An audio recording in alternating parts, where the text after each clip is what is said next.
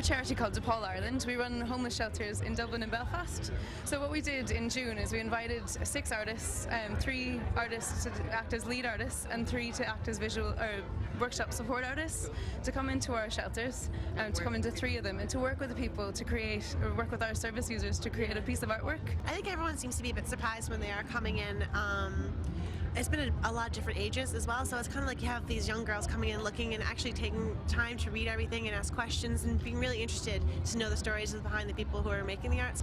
I think it's great because when we started putting it all up, I was kind of wondering how it was all going to come together, and then just coming back and seeing it all up like this, it's just amazing just to see how all the work kind of finally in one day, kind of seeing it all come together like this. Yeah, I think most of the people who come in, like the comments we're getting, are that it's a very real exhibition, and it's very grounding, and it is very real. I mean, all the work was done by people who have lived on the street. It's kind of mind-blowing for some of them. They were down yesterday at the launch, and they were kind of in awe, totally making the participants see you are part of society, you do have a place, you do have potential. When you see somebody on the street, to know that that's a person, you know, anyone who's read the poem here, like this poem will make you cry. It's really, really touching. The project's called Populist 2. So what we're trying to do is say that some people in society are very small, and sometimes they get avoided or ignored or washed away. So it's a social experiment. It's a bit of a guerrilla art piece. So there's about 300 of them out in the festival. Okay. So they're molds of very iconic toys, but they're each unique. So they're not exactly the toy itself. They were kind of modified. So service users created the molds. We hope that they'll take them home. There's a little poetry piece. Let me just find one that has... does he have one? Yeah. So if you pick him out, there's a poem by one of the guys in our homeless shelter. This one's Alan Fitzpatrick. So it's called Life's No Picnic, and it's a poem on that side. That's absolutely. And then on the back side, it's Please Give Me a Home. Oh, but that's the social experiment. Do people just get washed away? Do they get ignored? Alright, so this one's called Inner Thoughts, Outer Mask. It was a piece of art created by one of our service users, Susie, and another one of the artists that was working with them, Jojo. They worked together. Susie actually sketched it all out, decided all of the words that she wanted, and this is a cast of Susie's heads.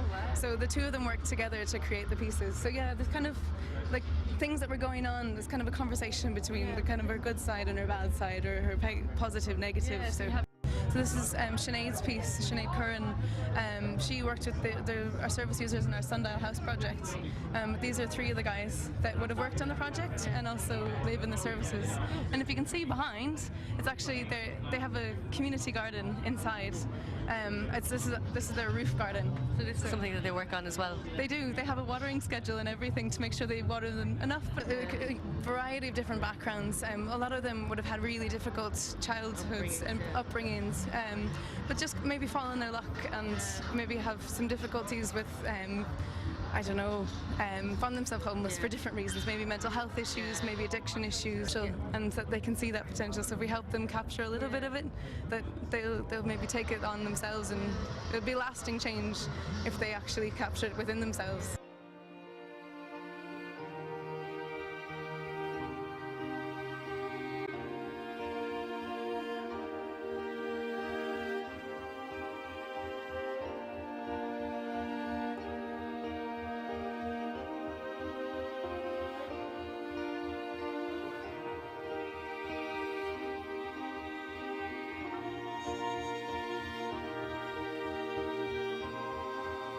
They leave here again and it's like, oh, I feel great. That's not me. My life is great. Whatever problems you have, you know, you're not in this situation.